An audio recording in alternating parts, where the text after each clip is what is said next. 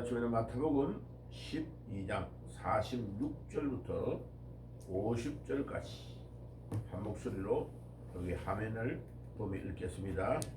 자, 그분께서 같이 읽을게요. 그분께서 아직 군중들에게 말씀하실 때에 보라, 그분의 어머니와 형제들이 그분에게 말하기를 바라며 밖에 서 있었다. 그리고 어떤 사람이 그분께 말하되 보소서, 당신의 모친과 형제들이 당신께 말하려고 밖에 서 있나이다. 그분께서 그 말하는 사람에게 대답하시되 누가 내 어머니며 내 형제들이냐. 그리고 그분의 손을 내밀어 그분의 제자들을 가리켜 말씀하시되 보라, 나의 어머니와 나의 형제들을. 누구든지 하늘에 계신 내 아버지의 뜻대로 행하는 자가 내 형제요 자매요 어머니니라. 아멘. 자, 이제 오늘 이 본문에서 보면 무엇을 알 수 있냐면, 첫째, 천주교가 예수님이 어머니가 동정녀로서 탄생을 해가지고 예수님의 형제를 낳은 적이 없다. 예수님만 낳았지 처녀로서 그대로 늙어서 죽을 때까지 아기를 안 낳았다 주장하는 천주교의 주장은 완전히 거짓말이라는 것을 금방 알 수 있습니다. 자, 그 신약 성경에 예수님의 어머니와 예수님의 형제들의 이름이 다 나옵니다. 야고보, 또 형제 중에 요셉도 있고, 남자 형제이 몇 명이고 여자의 이름은 밝히지 않으면 여자 형제도 있음을 이야기하고 있습니다. 그러니까 성경이 기록되어 있는 그대로를 말해야지, 성경을 자꾸 인위적으로 조작하고 자기들의 생각대로 성경을 이렇게 번역하는 것, 그것은 분명히 잘못됐다. 그래서 천주교는 우리가 믿는 기독교가 아니다 하는 것을 성경을 해석하는 걸 보면 알 수 있습니다. 자, 그래서 오늘 이 본문에 보니까 아직 군중들에게 예수님이 말씀할 때에 예수님의 어머니와 형제들이 그 바깥에서 서서 기다리고 있었다는 겁니다. 자, 왜 그래요? 성경 곳곳에 보면 아직도 예수님의 형제들이 예수님을 믿지 못하고 예수님이 이적과 기적을 행하며 많은 사람들을 끌고 가니까 안 믿는 행동들을 예수님을 따라다니면서 하는 게 굉장히 많습니다. 그리고 예수님의 형제들이 예수님을 미쳤다고 그럽니다. 예. 그러니까 예수님을 가장 가까이에서 믿어주고 따라가야 될 예수님의 형제들이 예수님을 안 믿고 있다는 것을 알 수 있습니다. 자, 그리고 이제 주위에 있는 사람들이 예수님에게 당신의 어머니, 모친과 형제들이 당신께 말하려고 밖에 서 있나이다. 밖에 서서 기다리고 있다는 것을 이야기했습니다. 그래서 여기에 나오는 마태복음 13장 55절에서 56절, 12장, 마가복음 3장, 누가복음 8장, 갈라디아서 1장 19절, 마가복음 3장 21절, 요한복음 7장, 이런 구절들을 다 보면 예수님의 형제들의 이름이 다 나옵니다. 예. 그리고 구체적으로 몇 명이다 그까지 나옵니다. 그래서 분명히 예수님의 형제들이 있다는 것을, 그래 수녀제도, 예수님의 어머니처럼 처녀로서 늙으면서 하나님께 봉사를 잘해야 된다라고 강압적으로 주장하면서 천주교의 수많은 아가씨들이 결혼 안 하고요, 회색 옷 입고, 그 수녀들 있잖아요, 그게 동정녀로 평생 동안 늙어 죽었다는 마리아의 사상을 가지고 따라가게 만듭니다. 그런데요, 그게 전부 다 가짜라는 걸 금방 알 수 있어요. 그래서 참 저는 길 가다가 수녀들을 보면요, 참 불쌍다 이런 생각이 굉장히 많이 들어요. 예? 그런데 더 안타까운 거는 나이가 점점 들어가면서 나이 많은 수녀의 모습을 한번 보세요. 편안하게 이렇게 참 언니 충만하다 이래가지고 늙는 사람이 거의 없습니다. 한번 보세요. 그래서 수녀의 삶에 대해서 영화가 많이 나와 있죠, 그죠? 그 안에서 막 엄청난 시기, 질투의 어려움, 그 수녀원 안에서 일어나는 일들을 조금 비춰가지고 보여주는데도 힘들어가지고 엄청난 어려움들을 전달해 주고 있습니다. 그러니까 인간이 하나님이 만들어 놓은 창조 질서를 깨고 인간의 방법대로 하나님을 접근해 가면 엄청 어렵다는 것을 알 수 있습니다. 48절에 그분께서 그 말한 사람에게 대답하되 누가 내 어머니며 내 형제들이냐. 육신의 어머니와 형제들이 왔다고 하니까 예수님이 그 주위에 있는 사람에게 반문을 합니다. 누가 내 형제며 내 어머니며 내 형제들이냐. 예수님이 반문을 딱 하는데, 그리고 그분의 손을 내밀어 그분의 제자들을 가르쳐 말씀하시되 보라 나의 어머니와 나의 형제들을. 육신적으로 어머니고 육신적으로 형제라고 예수님의 어머니와 형제가 되는 게 아니다 이거요. 답은 어디에 있습니까? 50절에 있습니다. 누구든지 하늘에 계신 아버지의 뜻대로 행하는 자가 내 형제요 자매요 어머니니라. 야, 이건 제가 이거 아직 안 지웠는데 영적인 가족을 설명하는 예수님의 정의입니다. 영적으로 부모 형제가 누구냐? 하나님의 뜻대로 행해야 우리가 영적인 가족이 되는 것이지, 하나님의 뜻대로 행하지 않는 자는 가족이 아니다.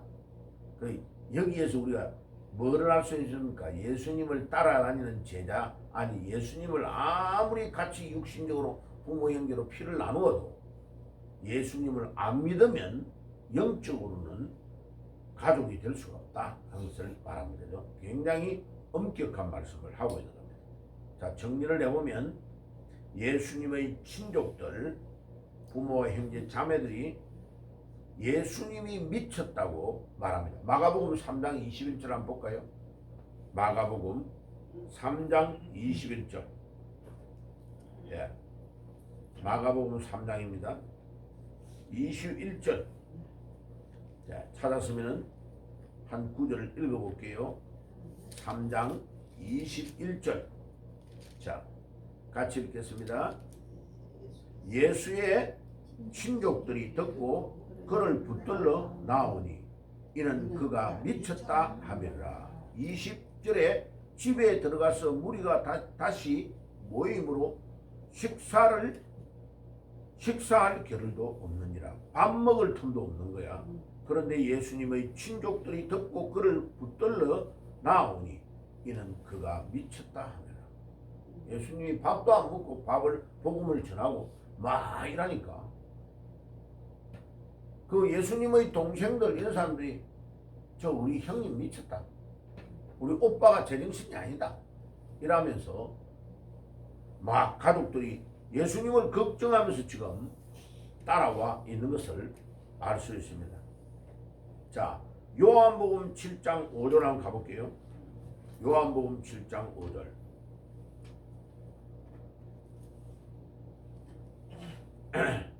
찾았으면은 요한복음 7장 5절. 예. 7장 5절입니다. 찾았으면 같이 읽겠습니다. 이는 그 형제들까지도 예수를 믿지 아니함이라. 예. 예수님의 형제들이 예수님을 안 믿었다라고 요한은 기록하고 있습니다. 예. 그리고 우리가 지금 읽고 있는 마태복음 10장 36절. 마태복음 10장 36절.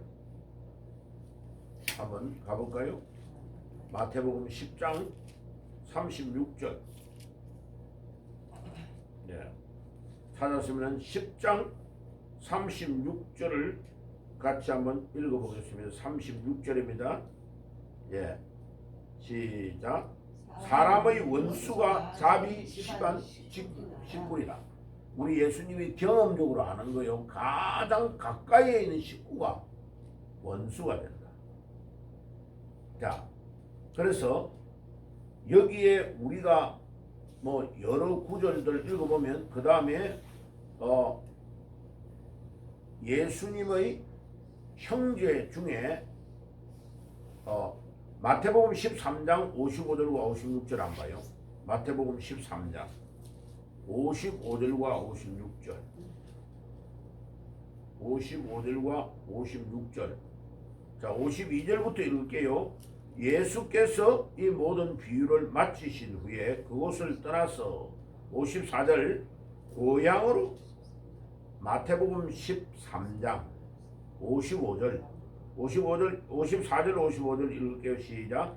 고향으로 돌아가사 그들의 회당에서 가르치시니 그들이 놀라 이르시되 이 사람의 이 지혜와 이런 능력이 어디에서 났느냐? 이는 그 목수의 아들이 아니냐? 그의 어머니는 마리아, 그의 형제는 야고보, 요셉, 시몬, 유다라 하지 않느냐? 자, 그 다음에 그 밑에 봐요. 57절 똑같은 56절. 그 누이들은 다 우리와 함께 있지 아니하냐? 그런즉 이 사람의 이 모든 것이 어디서 났느냐 하고. 그러니까 여기에서 보면 예수님의 남자 형제는 야고보, 요셉, 시몬, 유다 네 명의 이름이 구체적으로 나왔죠. 그리고 그 밑에 56절에 그 누이들이라고 하니까 누이들이 2명은 있다는 거죠. 여동생이. 그럼 최소한 6명은 있다는 것을 입증하고 있잖아요. 그럼 그 구절만 딱 읽어봐도 예수님의 남자 형제가 4명, 여자 형제가 2명, 예수님을 포함해서 7명의 형제가 있다는 것을 알 수 있잖아요. 그죠? 예. 예수님이 남자니까 예수님의 남동생 4명, 남자가 5명, 여자가 최소한 누이들이라고 하니까 2명이잖아. 그럼 봐요. 7명은 나왔다고, 마리아가. 그런데 왜 천주교는 수녀 제도를 만들어가지고 동정녀 탄생해서 우리 결혼 안 하고 살 거야. 그런 제도가 성경에서 나올 수 있느냐? 없어요. 인위적으로 결혼의 제도를 거부하는 제도들이 천주교에서 다 나오는 이게요. 엄청 성경적이지 않습니다. 자, 그러면 우리는 여기에서 잘 알 수 있는 것은 아무리 예수님의 친형제라도 믿음이 없으면 예수님을 믿지 않는다. 그리고 그들이 예수님이 미쳤다. 그러면서 따라다니면서 예수님의 사역을 방해하고 있는 겁니다. 오히려. 그래서 우리 예수님께서 오늘 50절에서 딱 답을 줍니다. 육신적으로 아무리 피를 나누어도 내 형제가 되는 게 아니고 하나님의 뜻대로 행해야 우리가 우리 예수님의 형제가 된다. 그러면 하나님의 뜻은 뭡니까? 여기에 나오죠? 요한복음 6장 29절 읽어봅시다. 요 구절 제일 밑에 거 읽을게요. 하나님의 보내신 자를 믿는 것이 곧 하나님의 뜻이다, 일이다. 우리가 오늘도 우리 남은 삶을 사는 거 하나님의 뜻이 뭐냐면 하나님이 보내신 자를 믿는 것이 곧 하나님의 일이다. 그리고 예수 믿는 게 전부 다예요. 그리고 그 예수님을 믿고 예수님이 이 땅에서 무엇을 하려고 했지? 그럼 나도 예수님이 하시려고 한 그 일을 위해 내 남은 삶을 사는 거, 그게 하나님의 뜻대로 사는 거예요. 자, 그 다음에 마태복음 17장 5절에 거 제가 여기 가져간 거 읽어봅시다. 같이 읽을게요. 이는 나의 아들 그 사랑하는 자요 내 기뻐하는 자니 너희는 저의 말을 들으라. 예수님이 이 땅에 와서 이렇게 하라고 말씀하신 그거를 순종하는 것이 하나님의 뜻대로 행하는 거다. 자, 그러면 이제 정리를 딱 해볼게요. 봐요. 간단하게 정리가 되죠. 50절에 오늘 읽었던 50절에 부모 형제가 누구냐? 이 말은 하나님의 뜻대로 행하는 자가 부모 형제다. 예수님이 결론을 내렸죠. 그러면 하나님의 뜻은 뭐냐? 요한복음 6장 29절에 하나님의 보내신 자를 믿는 것이 곧 하나님의 일이다. 그러니까 예수님 안 믿고 예수님의 뜻대로 행하지 않는 자는 하나님의 뜻을 행하는 자가 아니다. 그러니까 예수님이 이 땅에 오셔가지고 그럼 하나님의 뜻대로 행해야 된다는 말은 무슨 말이냐? 이는 나의 아들 그 사랑하는 자요 내 기뻐하는 자니 너희는 저희의 말을 들으라. 예수님이 이 땅에 오셔서 우리에게 이렇게 하라라고 말했으면 그게 제일 중요한 거예요. 그러면 예수님이 마지막에 이제 천국 가기 전에 부활해가지고 성천하기 전에 남긴 제일 중요한 유언과 같은 말이 마태, 마가, 누가, 요한 맨 마지막에 있어요. 마태복음 제일 끝에 가볼까요? 마태복음에 예수님이 부탁한 말이 뭔지. 예. 마태복음 28장 제일 끝에 18절에서 20절까지 이게 우리 예수님이 마지막으로 분부한 거예요. 이렇게 해라라고 말씀하신 거예요.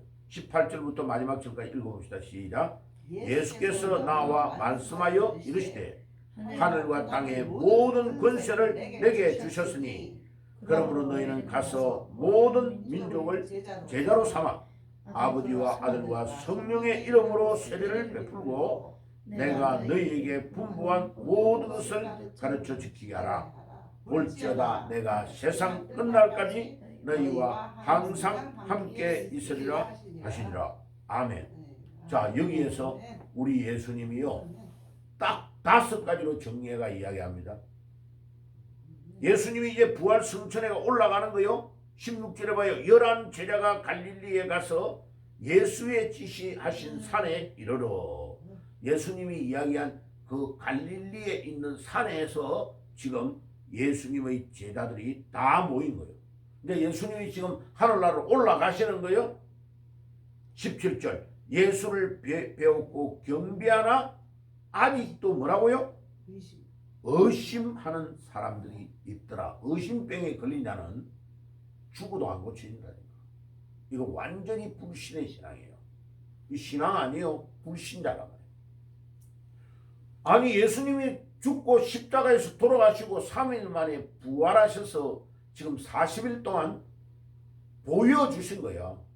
다 보여주신 거예요. 자기 삶을 보여줬는데 아직도 뭐라고요?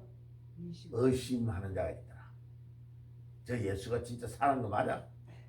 저 예수가 하나님이 보낸 실제로 메시아 맞아? 안 믿는 거야 아직도. 그러니까 예수님이 직접 보여줘도 예수님을 끝까지 안 믿는 자는 지옥 가는 거야. 그것도 거기 예수님 올라가는 산에까지 왜 와 있어? 믿지도 않는데. 참 부지런하기는 부지런하면서 지옥 갈 사람은 지옥을 위하여 부지런해. 신기하죠?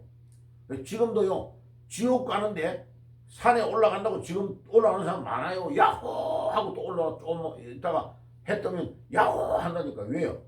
부지런하면서 지옥 가는 거예요. 그런데 우리 하나님의 백성들은 잠을 쪼개어가면서 부지런하면서 새벽에 나와서 하나님 앞에 엎드려 기도하는 거예요. 아멘. 그럼 어저께 봐요.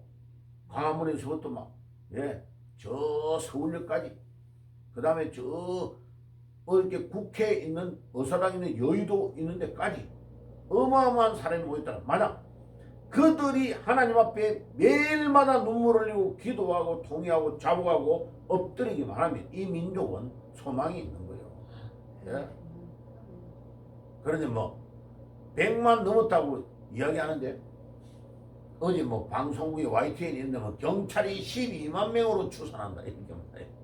10분의 1. 한 120만 명 모였겠지. 그런데 모이기는 엄청나게 많이 모였어요. 어저께요. 예. 근데 이것들이 길을 아예 그냥 다 강화문을 다 내줘가지고 집회를 하면 사람들이 엄청나게 많이 보일 건데 또 빈대 찍는다고 고생했더라고요. 예. 그리고 또 사람들 다 빠져나가지고 찍었던 그런 기록들만 딱 올려요. 그나마 그래도 KBS가 그래도 약간 공정하게 발표를 했어요. 예.